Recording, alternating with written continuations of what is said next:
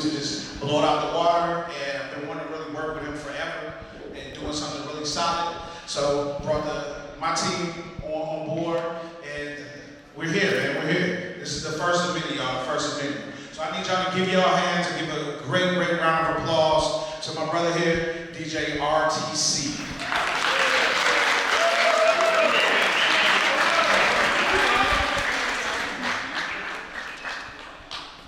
What's up, what's up? Thanks everybody for coming. It's really great to see everybody here. Some of you may have been at previous legend conversations, but the whole point of them is to really celebrate artists and creative people that make an impact on whatever field they practice. And so it's amazing to take the next step in the series with an artist who has made an impact culturally through hip hop music, fashion, culture, currently dominating Twitter conversations with a Hulu show that's killing it. And I'm gonna stop talking and really introduce the man of the hour. A pleasure to have here and have a conversation with Raekwon, the chef.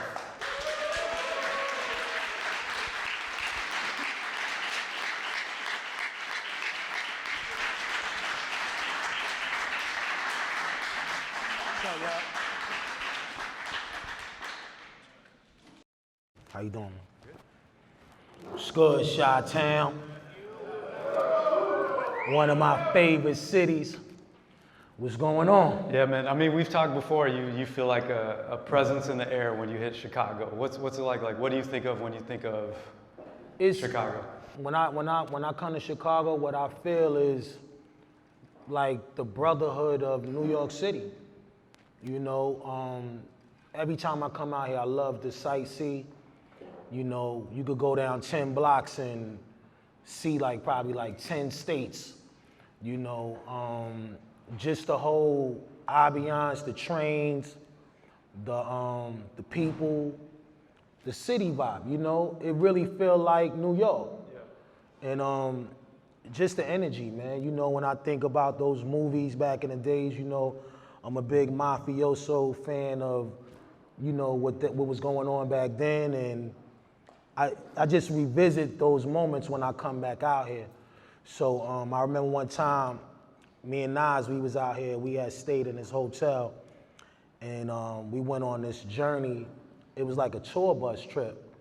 And you know, we went to go see like Al Capone spots and, you know, all these different mob spots and shit, but it was fun. You know, we just felt like we wanted to get up and go check it out, but it's just the energy out here. I just feel like New York City is right here too, you know? It's kind of like that combo factor. I now remember you were telling me about you and Nas doing the Gangsters of Chicago tour, and when I booked the Goose Island space, I was like, Ray's gonna love this place. This is the spot. It remind me of some shit like that too though, you know? Speaking of like reminding you of things, I know you're on a tour right now with Ghostface, Jizza, and you're all doing your debut albums. I'm curious, because I don't often get to talk to so many artists that have the longevity you have.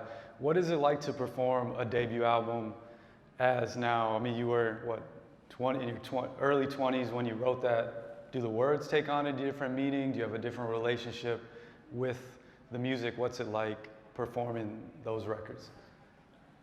You know, when we performing classic music, it's just a reflection of where we came from. You know, it takes me back to that, you know, getting an opportunity to live out my dreams, you know, something that I didn't never think would ever happen in my life happened, but I had to put in the work. And when I mean put in the work is like really sit down and make something that I felt in my heart that's gonna resonate with the world. And that album, it pretty much gave me the opportunity to stand high and confident and really just say to myself like, wow, yo, you really want this. Now is your time, now is your chance. So when I listen to this album and we play these songs, it's almost like it takes me back to when we first started and how important it was.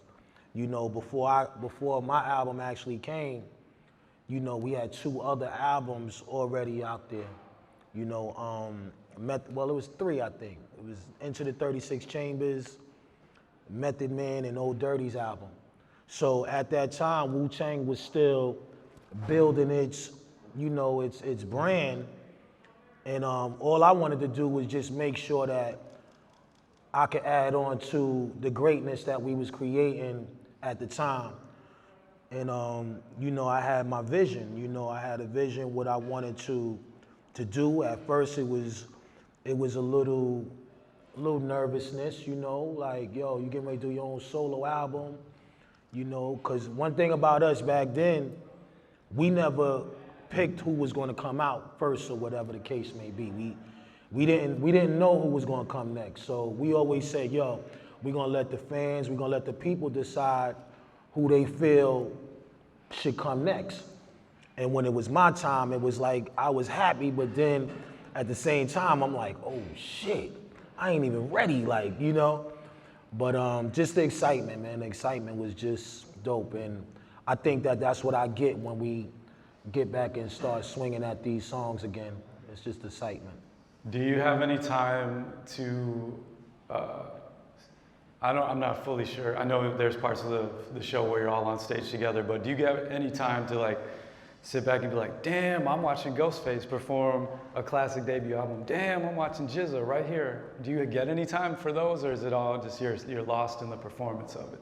Yeah, once we get up there, it's just go in, you know? One thing about us, we still love to do what we do. So just knowing that we out here celebrating 3 classic albums, to me, I know these dudes really, really love what they do. And when we was making these records, it's like going back and listening to a Marvin Gaye album. Like, it never stops feeling good. You know, so this tour was important to us, and my thing is just to make sure that the fans feel good. We try to get as many records that we know that everybody's familiar with to be heard and just give a dope performance. So it's almost like going to work still, you know? Yeah. So I know that you have a book coming out November 30th. Right now, you're working on a documentary of your story, and your group is profiled in a kind of fictionalized Hulu, action comic. It's like a superhero origin story in a sense. Not many people get the opportunity to look at their lives in that way, and I'm just curious if you consider yourself a reflective person by nature.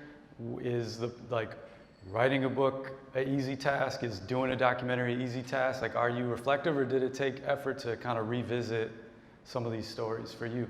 Nah, I'm always reflective.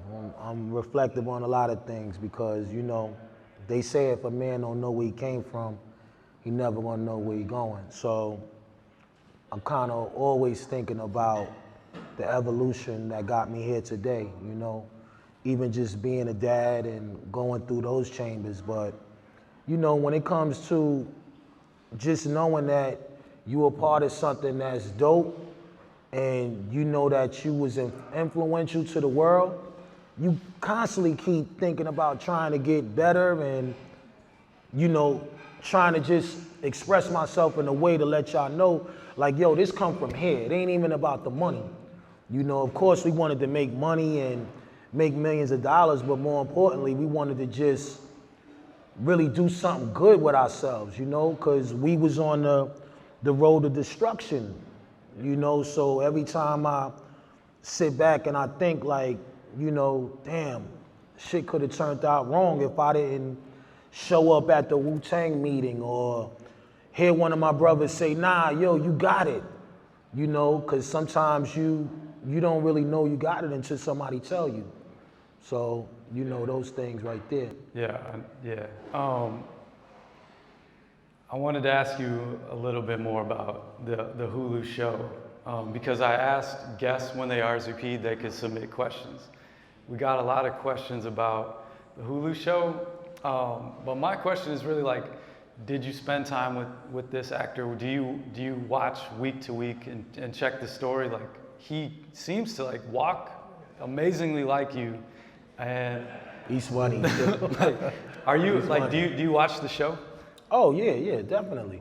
I mean, you know, I tell people all the time, you know, some things we had to keep away from the cameras, you know, but at the same token, I like it. Do I love it? Maybe I may want it to be a little bit more Goodfella style, you know, because we grew up rough. You know, we come from a bandit town, so we was all bandits. You know, but when I look at it and it's fun, you know, it's something that you can sit down with your family with and, you know, you can get some inspirational moments in there that really happen. And then you got some stuff that, of course, this is through the eyes of RZA. You know, so RZA is painting a picture. Did we get an opportunity to work with some of the actors? Yeah, of course, you know. I sat down with Shamik and, you know, I remember telling him like, you know, one thing about me back then, I was loud. You know, I always had a lot of energy. Guys in the crew would call me more like the energy bunny. Like it was dirty, then it was me. And I guess, you know, with me, I always felt like the talent was in the group. It was there. So I had to constantly get dudes hyped up, talk that shit. We drinking, we smoking. You know, I remember Dirty used to always, you know, God bless his soul, he always, yo, we gonna rock niggas, we gonna do this, we gonna do that. And I would just be the guy right next to him, like, yeah, y'all listening, right? Like, this shit is real, like, we really going for it. And you know, sometimes, one thing I learned dealing with a group, everybody is gonna be different in a way. Some people may be good at talking, some people may be good at hyping you up, some people may just be listeners, good listeners, you know, but you know, like I said, talking to Shamik, I'm like, yo, bro, you gotta really show me that you can really play me. And me knowing that he's a good actor, I believed in him, you know what I mean? I gave him a couple of tips about little things like, yo, you know, rock your wave, you know, you gotta get waves in your head and all that, and, you know, just little funny things, but for the most important part, I just wanted him to be an actor and do what you do best. And he's doing a great job. You know, he's doing a great job. He be having me laughing. I sit down and talk, you know, me and my mom's watching this shit. I be like, yo, mom, you think he got the juice? She be like, man, he's doing good though, son, you know? But yeah, but like I said, as far as the show is concerned, I like it, you know, and I can sit down with my kids and we could vibe out and they could ask me stuff and I'd be like looking at them like, come on now, you know? Yeah. But you know, of course, like I said, it's a great film, you know what I mean? It's a great movie, you know, just seeing guys come together. I think that's what everybody loves, is the fact of how we created a dynasty without even really actually being around each other every day. Like, who does that? Like, you would think that Wu-Tang was guys that hung out every day together, but it wasn't like that. You know, I walk down the street, I see Meth in them and yo, peace or whatever. Only times we probably really a kick it is like if we stop and we smoking a blunt or we going out, but the chemistry came from the belief. It came from the desire to want to say, yo, we got to get the fuck out of the projects.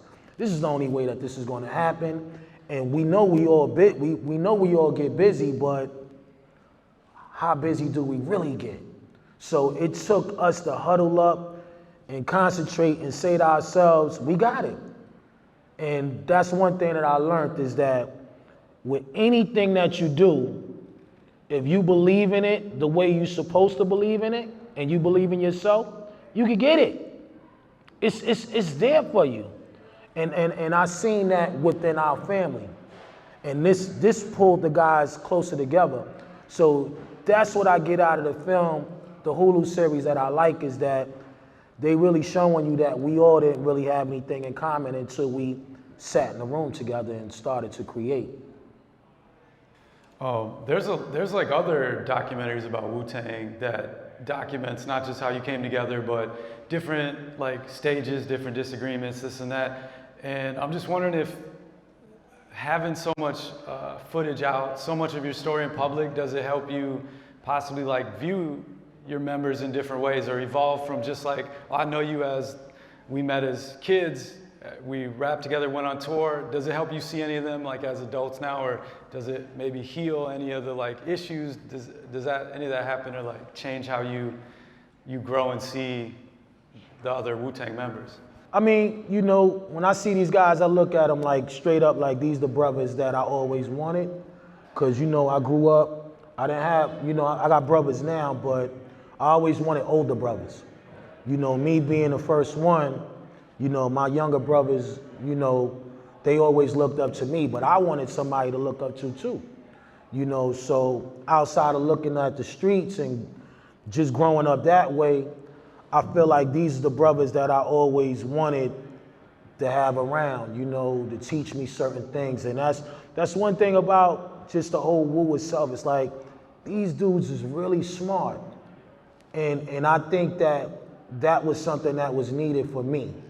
It's just to be around dudes that can answer questions and have an answer, even if it's a hypothetical conversation or whatever we may be talking about. Somebody is going to say something that makes sense, you know, and like I said. You know how to listen for that, because I remember you told me before the listener is the learner. It's one of like your... Definitely, you know, because at one point I was, you know, just quiet too. Just, you know, I would know how to have fun and goof off and bug out, but when it came down to the business and knowing how to really step up, I had to sit down and listen. You know, listen to, you know, I call them the leaders of the crew, RZA and Jizza. You know, we love Jizza for the fact that he was already successful in his own little way, you know, being involved with the music business early. Then RZA came behind him and, you know, they were smart brothers and we just looked at them like our older brothers in a way. And we was like, yo, whatever y'all say, we gonna follow suit. You know, we gonna respect it because experience is always the best teacher in anything. So we would sit back and just listen and agree to disagree, you know. RZA had a vision. He, you know, this was his thing. This was, and you know, I tell people all the time, you know, I've been with RZA before he actually created Wu-Tang Clan. You know, when he was just on his own little thing, wanting to get a record deal. You know, I used to hang out with him because while I'm on the block fucking around out there, it started getting hot and, you know, TNT and all these motherfuckers, you know, DTs running up and down the block. My getaway was to go hang out with him.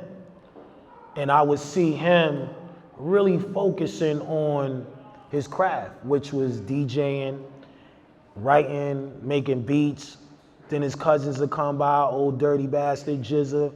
They'd come to the crib, and you know me, I'm just sitting there watching like, you know, they would do all kind of shit. I'm talking about, you know, Jizza start freestyling, Dirty would start beatboxing, RZA start cutting. So I'm just watching these dudes like, I'm their biggest fan. You know, I'm really their biggest fan before it actually really hit. And I would tell RZA all the time, like, you special, man, you know, you special. And I think that that's where the big brother factor came in even more, because he showed me something else that I didn't know that I really had, that I could really make a career out of it. And he was like, yo, you dope too though. You know what I mean? I'm like, yo, I got a little something. I always tell people I got a little something. I never felt confident in everything that I could do because I didn't feel that I mastered it yet. But I watched these dudes and I just fell in love with what he was doing, what they were doing, the energy. You know, we could go listen to some music and then the next day we be in Macy's stealing polo shirts and shit. You know, come back, we made it back and we back in the house with them playing beats again. So I just felt like I was a fly on the wall sometimes, just watching these dudes and saying to myself like, yo, dudes is incredible and don't even know it yet. But yeah, it was just watching shit. Like, was there a moment when, because I'm just going from what I know, like RZA came to all you guys, said, give me, in the show it's 5 years, I don't know if it was really 5 years, he's like, give me X amount of years of your life, and I'm gonna make this go. Was there a moment when you actually believed it, or you were just in from? Oh, I believed it from the door. I believed it from the door because it seemed like in our neighborhood, the walls was closing real fast. Like, a lot of people was getting killed, going to jail. You know, the RICO law was out, so a lot of people was getting pinned down, getting indicted. All kind of shit was going on in the neighborhood.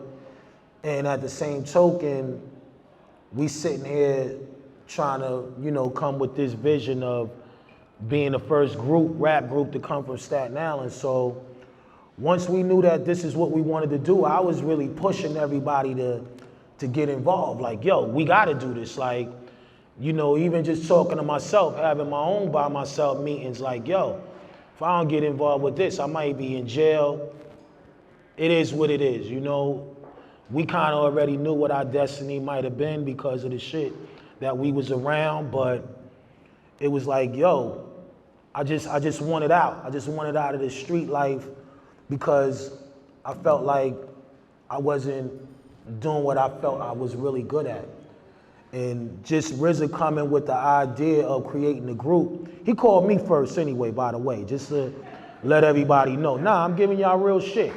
He called me, yo, listen, trying to start this group. And my thing is like, I told you, you should have been thinking about this already, you know? But at that time, he was developing his own self as an artist, and it didn't play out the way he wanted it to play out. But when he came with the group thing, it was like, yo, get everybody.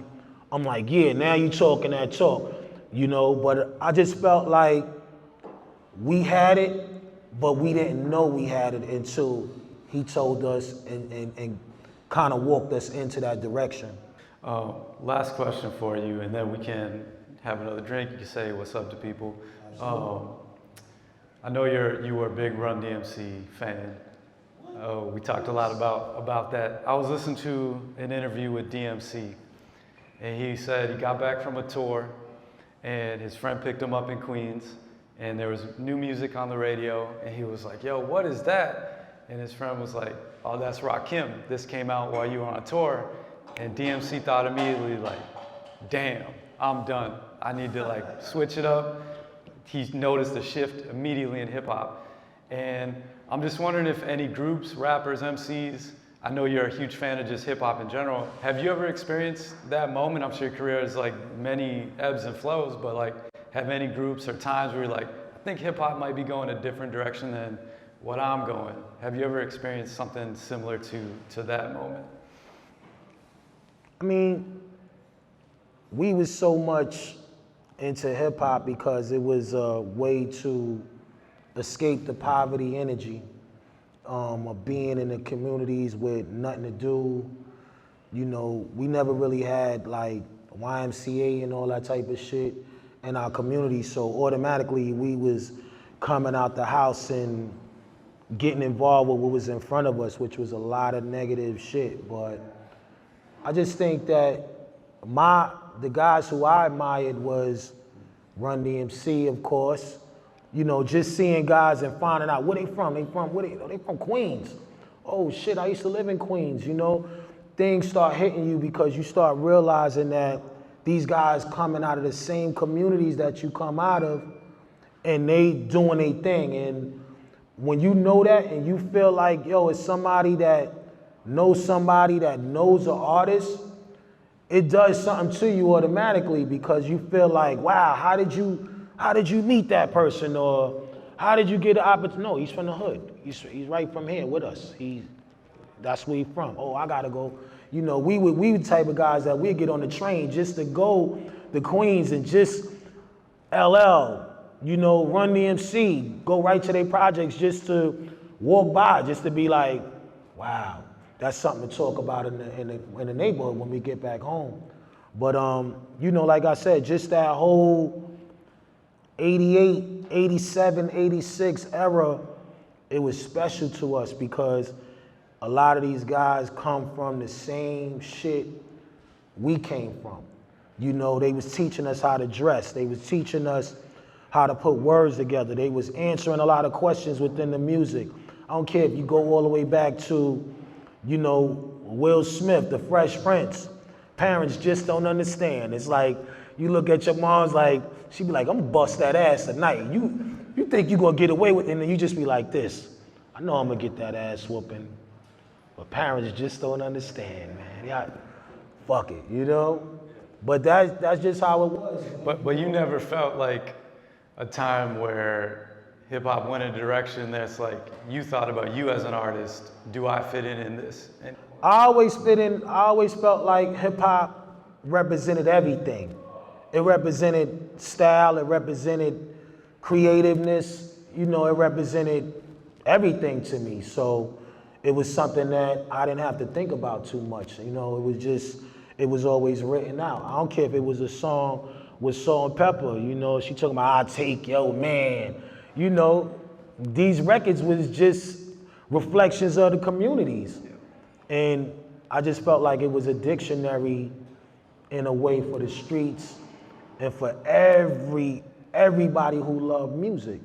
You know, when we sit back and we listen to soul music, you know, I'm a big R&B soul guy. I love all that shit, like Patti LaBelle, Marvin Gaye, all of that. They were expressing what they were dealing with in their time, you know, talking about certain things, and, you know, so I always felt like it was a reincarnation of music being made. You know, Stevie Wonder, you know, they was all just talking about reflections of their lives. So music to me, it didn't really have no boundaries. It was just answering everything. You just had to know the right music to listen to.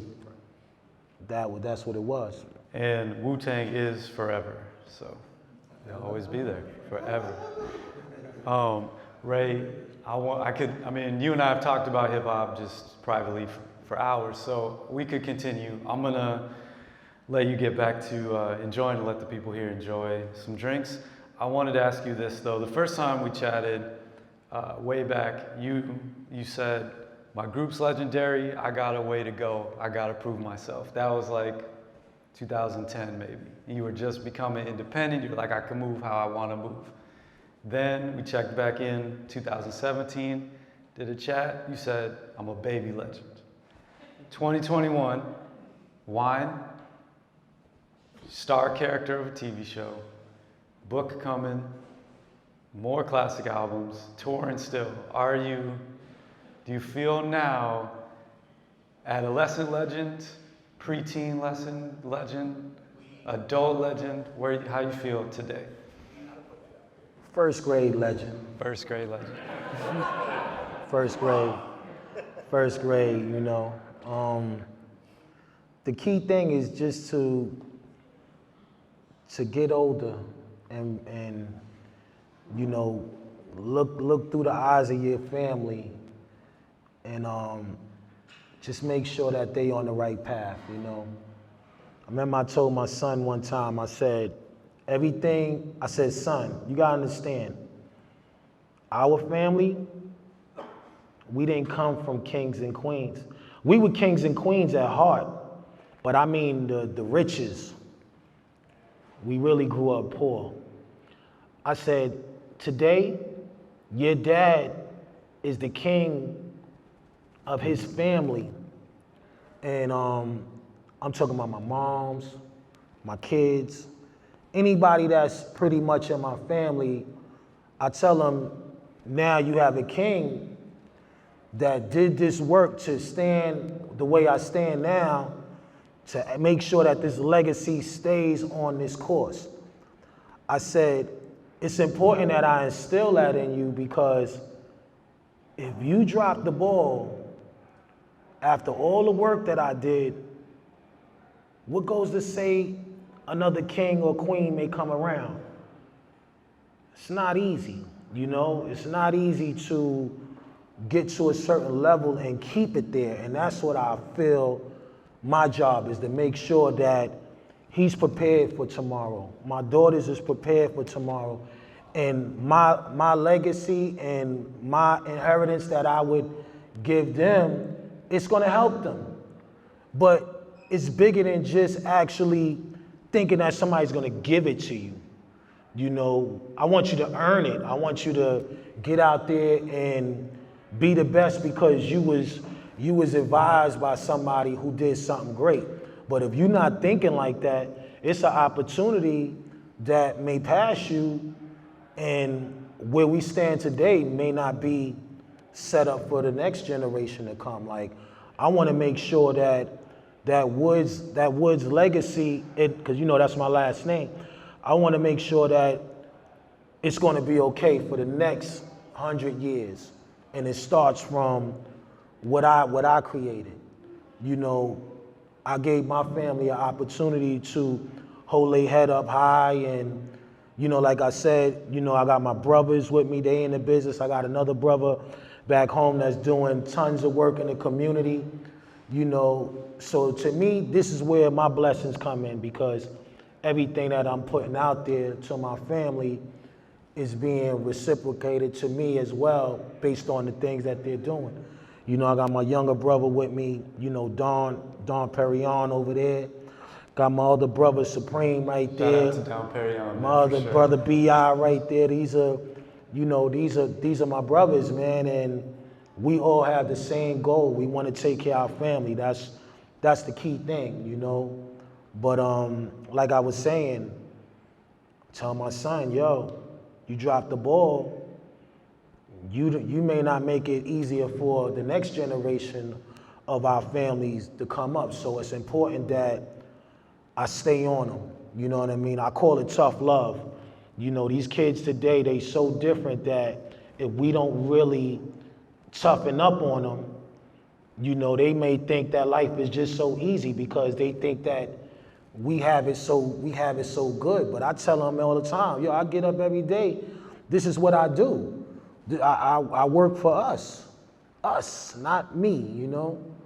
And it's just all about constantly staying on them, communicating. Now, I understand. I want to thank you for coming and sharing some of these stories with us here tonight.